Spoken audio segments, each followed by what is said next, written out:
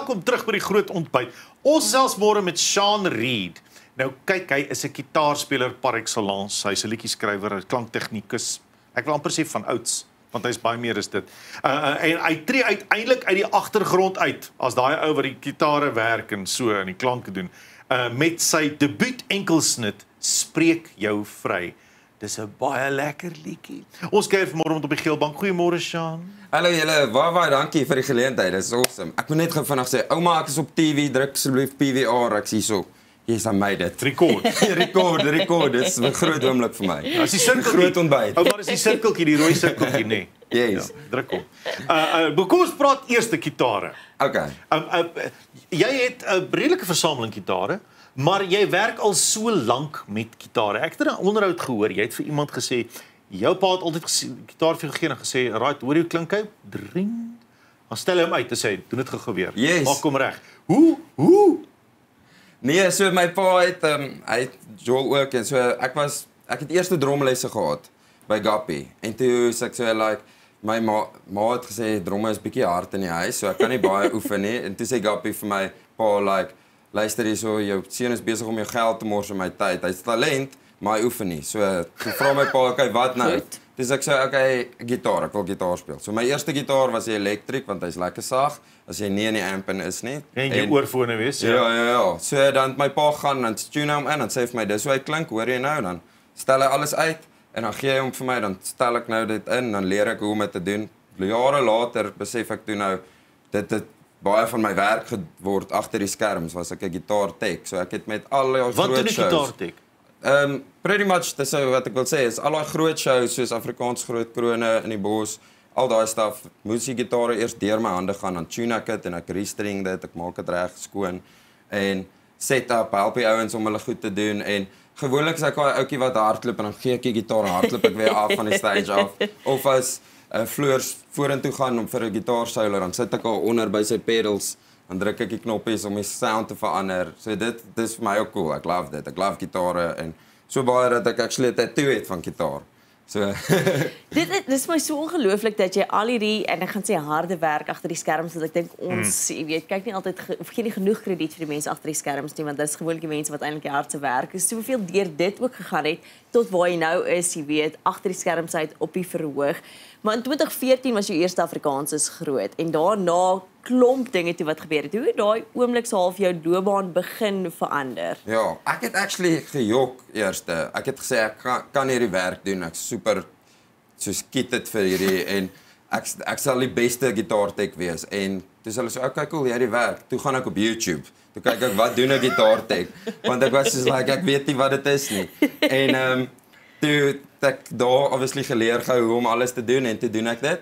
En dit was 'n sukses en toe van daar af toe boek hulle my vir al die ander goeders, maar daar het ek ook vir Marie Libbe leer ken en begin in sy studio The Hit Factory begin werk en ons het baie productions gedoen weer vir opnames, yes. Ja, vir die Afrikaanse industrie soos Appel, Joe, Reen. Ja, daar's baie. Ek kan nie eintlik hulle so uitsonder nie want ons baie mense. So leer 'n mens, so Engels sê, you learn the ropes. So leer jy hoe die dinge werk. Van jy begin by die tek, dan gaan jy na klankontwerp toe, jy gaan na opnames toe, jy gaan al daai tegniese elemente en op die einde liedjies skryf en opneem. Jou eie een. Wat het jou daai hupstoot gegee? Wat het vir jou laat besluit nou is tyd? Ek wil my So ek het ook in daai tyd van alles het ek gitaar gespeel vir ander mense, vir Ampie en Rikus en ook Andriet, Christian Visser, Liesel Pieters, het ek gitaar gespeel vir hulle en ek check hoe dit altyd is. Dus ek sê ek gaan met 'n song hê om uit te bring sodat ek dit ook kan doen want ek wil perform. Dis wat ek wil doen. Ek wil net show die hele tyd. En toe sê ek so cool, watse liedjie sal ek wil uitbring? Ja. Toe gaan dink ek eers daaroor want dit is ook nogal 'n ding is as jy uitkom met iets, dit is jou sound wat jy dan nou gaan hê. En toe sê ek so ek is 'n diep mens en ek het party kant aan my. So ek dink vir die dieper kant toe eerste want dit is makliker om van 'n diep liedjie na party toe te gaan as wat jy van party goed af diep wil wees. Dan's mense al so I don't get this vibe. So as ek nou klaar hierdie song was vir my vir my aan my van my daai tipe van ding en dis as jy op Facebook jou memories kyk, jou 5 years ago dan kan jy partykeer sê, yes, dit hoe ek gelyk het. Of soos 'n foto, jy kan sommer ryk nog hoe dit geryk het in daai bar. Jy weet hoe dit is en vir my is dit like daai Sean moes ek vryspreek. En Jesus spreek my vry van my sonde. So as hy my vryspreek, hoekom kan ek myself nie vryspreek nie? En dit is vir my waaroor die sang gegaan het. En dit is die eerste sang wat ek op my gitaar wat ek nou gekry het. Wel nie nou gekry het nie, maar my nuutste gitaar kon skryf het. Ja, ek het so gesit en toe kom dit. Ek dink daai is mooi ook want ek dink baie keer is hou ons onsself terug en jy praat nou van jouself vryspreek en so aan ons is baie keer ons eie grootste struikelblokke ook en hoe ons onsself ook nie vertrou nie en ons vermoë vertrou nie. So dis my nogals mooi dat jy sê spreek jouself ook vry want Jesus jou klaar vrygespreek.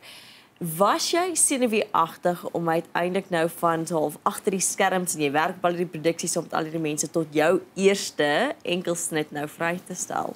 Ja, dit was soos ek het vir niemand eers gesê ek doen dit nie. Soos 'n dag voor die tyd toe vra ek vir my chommies like oor die môre release ek hierdie song, wil julle dalk dit net share op julle profiles. En ek was baie goed gesind, baie van hulle het dit gedeel en op hulle stories ook gesit en stuff. So ek was baie bly vir dit. En dit het vir my gewys dat hulle check ook ek wil dit doen en soos half gaan, jy kan dit doen.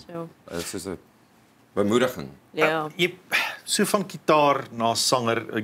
Ons kuier baie met Dan Patlansky wat hulle chommy van ons is wat hier kom kuier elke kort. Ek wil daar's nou 'n ou wat 'n gitaar nogal redelik verstaan. Ja.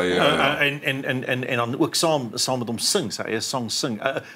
Daai roete van gitaar en sing. Is daar terapie daarin vir jou? Is daar 'n beter voel, 'n medisyne amper? En daai nee, dit is vir my like ek weet nie, vir my even op skool was dit ek sal klas gebank het. Ek het 'n gitaar onder die trappe weggesteek. Dan want ek was in die koshuis, so ek het 'n gitaar in my kamer gehad en dan 'n ekstra gitaar onder die trappe by die skool weggesteek. Ekstra backup skermgitaar. Dan slip ek uit, dan gaan sit ek in die juffrou se klas, dan gaan speel ek gitaar. En dan sit soos like ek kon net dit doen die hele tyd. Dis vir my dis waar ek een voel is as ek gitaar sit, speel en sing of partykeer nie eers sing nie, net sit en speel. Daar's 'n bevryding vir my in dit. Dit is vir my like net ek's in my zone, as ek so kan sê. Ek sê nie ek speel baie goed nie, maar ek speel vir myself, speel ek okay. Ek kan myself begelei, as ek dit kan sê. Hierdie liedjie spreek jou vry.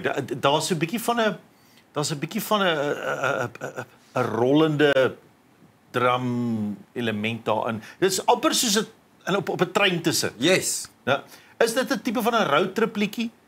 Ja, 100%. Ek voel my feel van my musiek moet daai as jy so deur berge ry en jy voel jy gaan net so en alles is mooi en ek hou van travel. Ek love Suid-Afrika, dis vir my 'n baie mooi land en ek het baie rondgery in Suid-Afrika. So vir my dit is wat my musiek moet wees en dit is jy soos hulle noem dit 'n train groove actually wat hy net gaan tuku-chaka. En vir my was dit gee die motion aan hoe dit moet wees en dis ek het alles self produce, gerecord en gemix en alles op die song ook. So dit is pretty much ek moes alles self gedoen het. Nie dat ek nou sê ek is super goed nie, verstaan my net reg. Like ek moes alles die proses self gedoen het, self opgelaai het, self na iTunes toe en Spotify gesit het, want dat ek weet wat se werk gaan daarin en hoe harde werk dit is, sodat as dit eventually 'n span later van tyd by mekaar kry, dat jy verstaan wat daai mense moet doen en jy respekteer hulle werk ook, want dis nie alles maklik nie. Soos die designs en goed ook, ek moes dit gedoen het, want ek het nie obviously mense en ek wou dit te geheim hou vir almal. Dan sit ek al in die studio, dan werk ek op die rekenaar op my goed en dan kom hulle in en change ek het gou die screen na ander goed. Ek sê, yes, nee, ek's nou klaar, ek's amper daar, hoor. Change ek weer die screen.